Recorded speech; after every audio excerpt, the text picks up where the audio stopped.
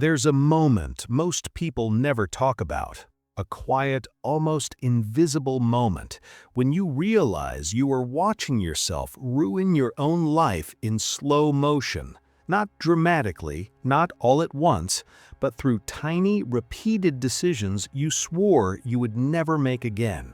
You know exactly what you should do. You even want to do it, yet somehow your body moves in the opposite direction. Your hand reaches for the phone, your mouth says yes when it should say no. Your future dissolves one small choice at a time.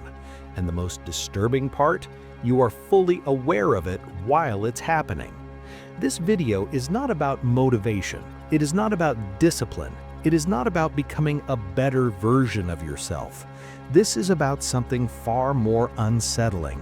It's about why your brain is wired to betray you, why intelligence doesn't save you, why self-awareness doesn't protect you, and why good intentions are almost completely irrelevant. If you've ever felt trapped in cycles you understand but cannot escape, stay with me until the end, because what you're about to hear will permanently change how you see yourself. Before we go any further, answer this honestly in the comments. What is the one habit, pattern, or behavior you keep repeating that you know is destroying your progress? Don't explain it, just name it. Writing it down already weakens it. Most people grow up believing a comforting myth that there is a single you inside your head, a rational captain steering the ship, calmly making decisions based on logic and values. That belief feels empowering. It also happens to be false. Modern neuroscience, especially the work of Robert Sapolsky, shows something deeply uncomfortable. There is no unified self in control. What you experience as you is more like a crowded room of competing systems, each with its own priorities, its own fears, its own sense of urgency. And they do not vote democratically. The fastest one wins, every time. This is why you can promise yourself change in the morning and betray yourself by the afternoon. Not because you are weak, but because different parts of your brain are fighting a silent war for control of your actions.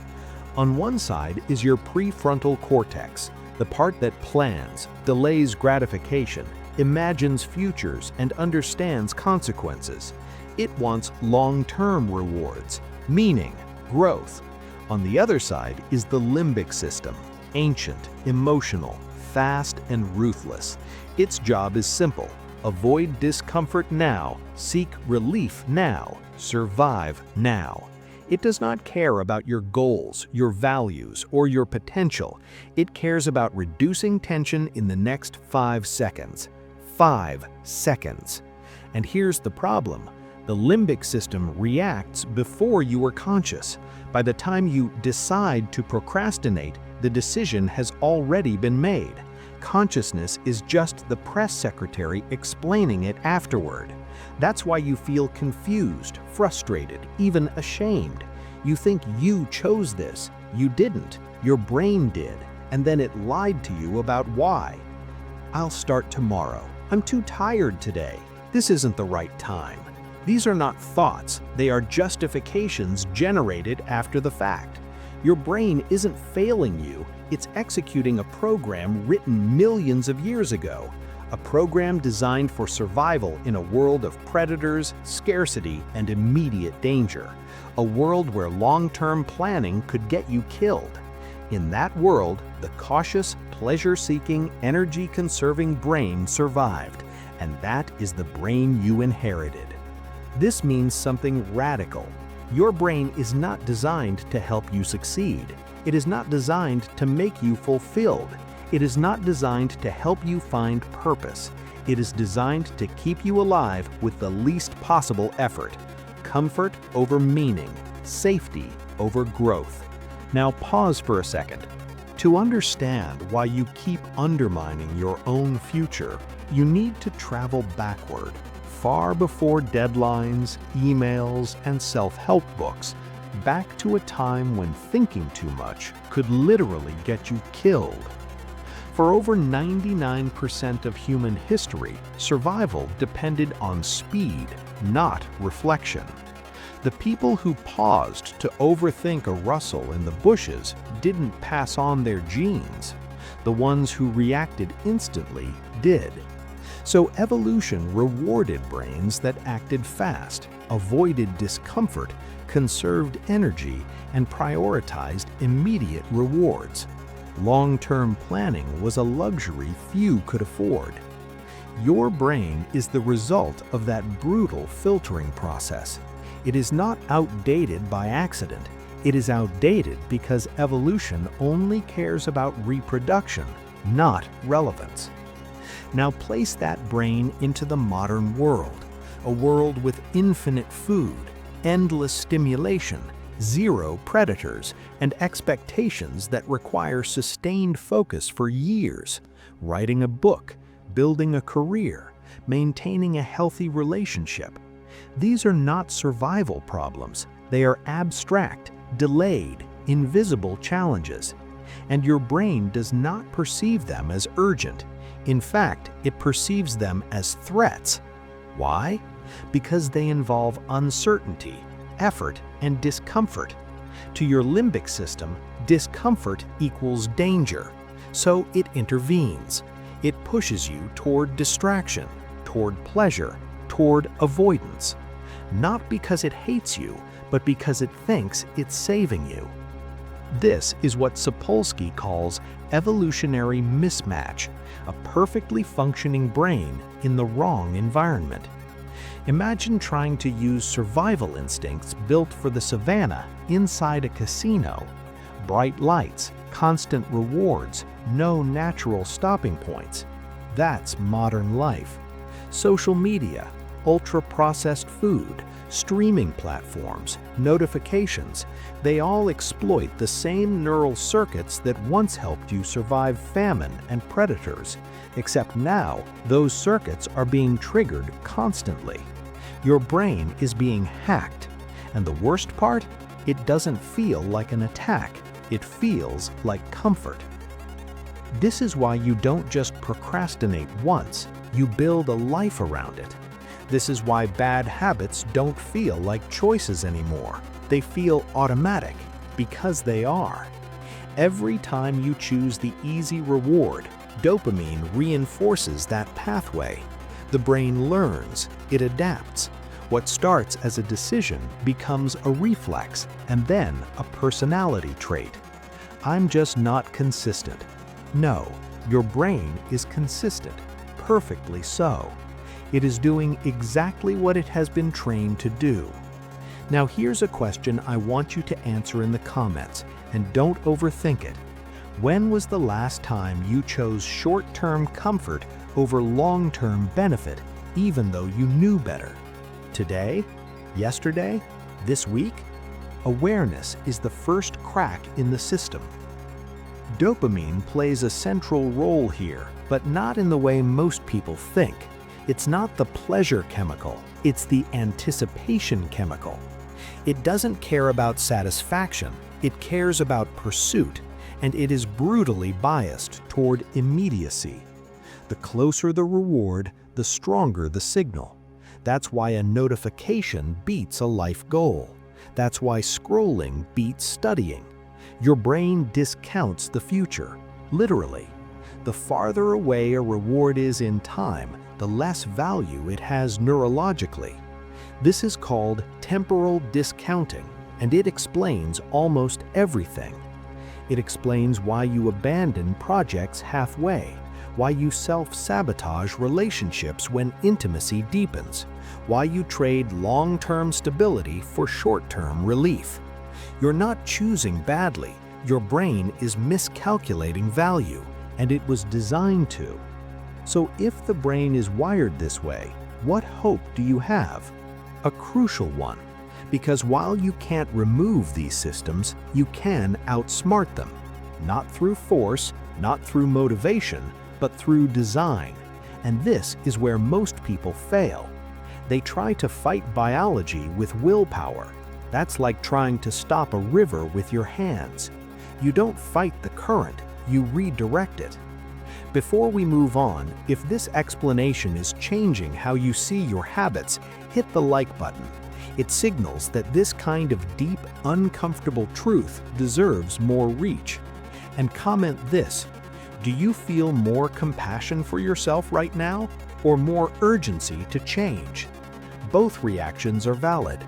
In the next section, we're going to dismantle the myth of willpower completely and show why relying on discipline is one of the fastest ways to guarantee failure. Stay with me. One of the most destructive lies ever sold is the idea that successful people simply have more willpower, that they wake up disciplined, focused, immune to temptation. Neuroscience tells a very different story. Willpower is not a trait. It is a resource, and it depletes. The prefrontal cortex, the part of your brain responsible for restraint, decision-making, and focus, burns energy every time you use it.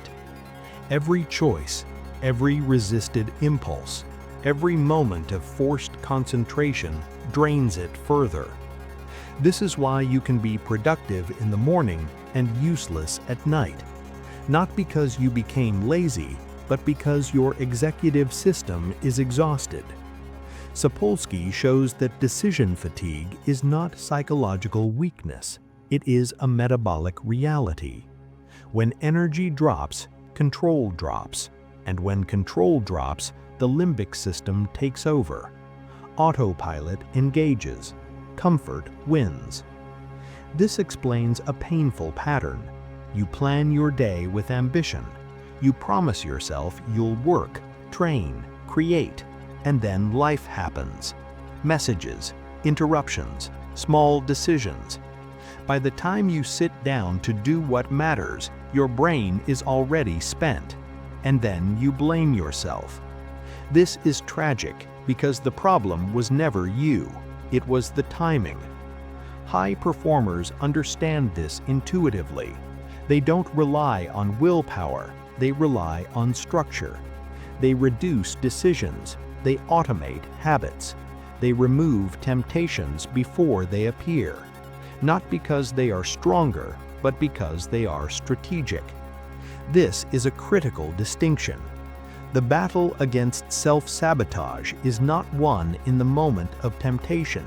It is won hours, days, even weeks earlier, when you design the conditions that make sabotage inconvenient and progress automatic. Let me ask you something important. Where in your life are you relying on willpower when you should be relying on systems? Write that in the comments. That awareness alone can change everything. If junk food is in your house, your brain will eat it. If social media is one tap away, your brain will open it. If your goals require constant conscious effort, your brain will abandon them. This is not failure, this is physics. Systems beat intentions every time. And this is where behavioral engineering comes in. You don't need more motivation, you need fewer decisions. You need friction in the wrong places and ease in the right ones. Make sabotage difficult. Make progress effortless. Remove apps. Prepare environments. Bundle pleasure with effort. Use dopamine against itself. Only listen to your favorite content while exercising. Only enjoy certain rewards after deep work. The brain learns through association. It doesn't care about your speeches. It cares about patterns. And patterns can be redesigned. Another powerful tool is implementation intentions. Instead of vague promises, you create automatic rules. If it's 7 a.m., I write for 20 minutes. No debate, no choice. Triggers replace decisions. And when decisions disappear, sabotage loses its entry point. This is not self-discipline, this is self-respect. Designing your life so your weakest moments don't ruin your strongest intentions. Before we move forward, support the channel if this is helping you see your behavior differently. And answer this in the comments. What is one system you could build that would make your life easier immediately? Don't aim big, aim effective. In the next section, we'll talk about timing, about the biological windows where change is most likely, and how acting at the wrong time can sabotage even the best system. There is a reason why some days you feel almost unstoppable, where focus feels natural and discipline doesn't feel like discipline at all. And other days, even brushing your teeth feels like climbing a mountain. This isn't mood, this isn't character, this is timing. The human brain does not operate at a constant level of control throughout the day. The prefrontal cortex, your rational command center, runs on a biological rhythm influenced by sleep, stress, blood sugar, and circadian cycles. According to Sapolsky's work, there are predictable windows when this system is strongest and moments when it is practically offline. And here's the brutal truth. Most self-sabotage happens not because you chose wrong, but because you acted at the wrong time.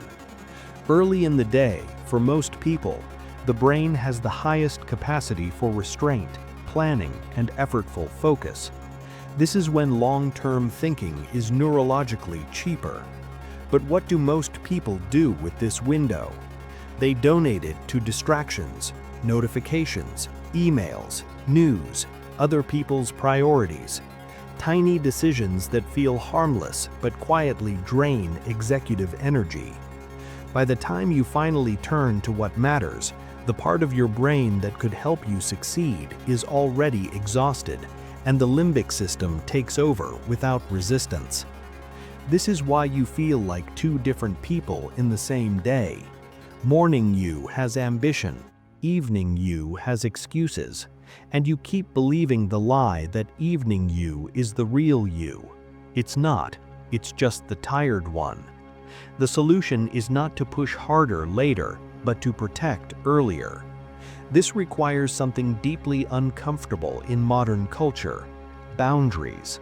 You must decide that certain hours belong exclusively to your future self. No scrolling, no reactive tasks, no emotional labor. This is not productivity obsession. This is neurological triage. If your best mental energy is wasted, sabotage becomes inevitable. Let me ask you something right now. What do you usually do during the first hour after waking up? Be honest. Drop it in the comments. That single habit may explain more about your life trajectory than any personality test ever could. For night-oriented people, the principle is the same. There is still a peak, it just occurs later. The mistake is not knowing your peak. The mistake is pretending you can operate optimally at all times. That belief keeps you trapped. Once you align effort with biological readiness, resistance drops dramatically. Tasks that once required force begin to flow. And when action feels easier, consistency becomes possible. This is not magic, it's mechanics. Before we move on, if this is reshaping how you think about discipline, support the channel by liking the video. It helps this message reach people who desperately need to stop blaming themselves. In the next block, we're going to go even deeper into identity, into how repeated sabotage reshapes how you see yourself, and how that self-image quietly locks you into the very patterns you want to escape. There's a hidden cost to self-sabotage that almost no one talks about. It's not just the missed goals, the unfinished projects, or the broken promises. It's the slow erosion of identity. Every time you abandon something important, your brain doesn't just register the behavior, it updates the story of who you are. I'm the kind of person who never follows through. I always mess things up. I can't be trusted with long-term goals. These thoughts feel like observations, but they are actually conclusions drawn from repeated patterns.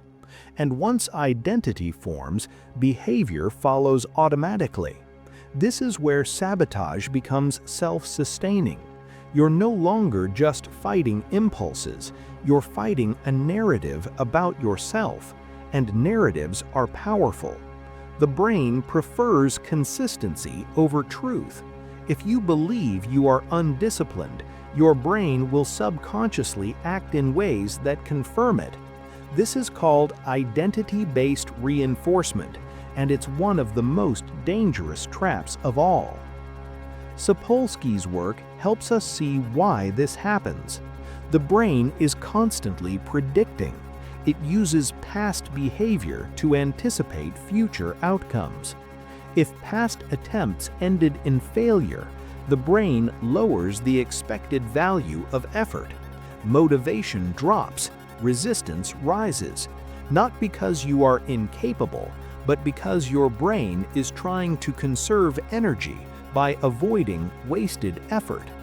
In other words, your brain isn't sabotaging you randomly. It's acting on evidence you unknowingly provided. The good news? Evidence can be changed, but not through grand transformations, through small, undeniable wins. Identity doesn't shift from big promises, it shifts from repeated proof. This is why aiming too high often backfires. When goals are too large, failure is likely, and failure reinforces the old identity.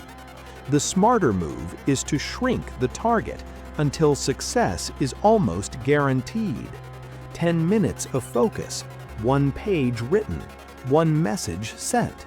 These may feel insignificant to your ego, but to your brain, they are data, and data rewrites predictions. Let me ask you something important here. When was the last time you set a goal so small that failure was almost impossible? If your answer is never, that may be why your brain doesn't trust you yet. Write that reflection in the comments. This is where real change begins. Another critical element is self-talk, not the motivational kind, the descriptive kind. Instead of saying, "I'm trying to be disciplined," you say, "I'm someone who shows up for 10 minutes." Instead of, "I always procrastinate," you say, "I'm practicing starting." These are not affirmations, they are behavioral descriptions. The brain listens to those. Over time, behavior and identity align, and sabotage loses its grip, not because you fought it, but because it no longer fits who you are becoming. Before we continue, if this perspective feels different from anything you've heard before, like the video and share your thoughts below. I'm especially curious, which identity have you been unknowingly reinforcing through your habits? In the final block, we'll bring everything together and show how to build a life where self-sabotage is no longer the default, but the exception. This is the final truth, and it may be the hardest one to accept. You will never defeat self-sabotage through force. You will never out-discipline your biology. You will never shame yourself into becoming consistent. Those strategies fail because they misunderstand the problem. Self-sabotage is not an enemy to be crushed. It is a signal that your environment, timing, identity, and systems are misaligned with your biology. Once you understand this, the goal shifts. You stop trying to become a different person and you start building a different structure. One where the right behavior is easier than the wrong one. One where progress happens quietly, almost invisibly. One where effort is placed where it matters most. This is what it means to work with your brain instead of against it. And this is where most people experience a strange emotion, relief. relief that they were never broken, relief that the struggle makes sense, relief that change is not about becoming superhuman, but about becoming strategic. Ask yourself this: if your life were designed by someone who understood your brain perfectly, what would look different? Your mornings? Your phone habits? Your goals? Drop one answer in the comments. That single insight can be the seed of a complete redesign. Start small. Protect your best hours. Remove obvious temptations. Reduce decisions. Create automatic triggers. Build proof through tiny wins. Speak to yourself in ways that describe growth, not failure. These are not hacks, they are principles, and they compound. Over time, the brain learns a new normal. Resistance softens, identity shifts, and what once felt like constant self-betrayal becomes something rarer, quieter, easier to recover from. You will still fail sometimes, that is human, but you will no longer spiral, because you will understand what happened and you will adjust the system instead of attacking yourself. This is the difference between people who stay stuck and people who slowly, steadily change their lives. Not motivation, not discipline, design. If this video helped you see yourself with more clarity and less judgment, support the channel by liking and sharing it. And before you go, answer this final question in the comments. Which part of your brain do you feel has been running your life up until now? The fast emotional system or the slow rational one? Awareness is the first step toward balance. Keep watching. The next video will show you how to rebuild meaning itself once sabotage loosens its grip. Your transformation doesn't begin with effort, it begins with understanding.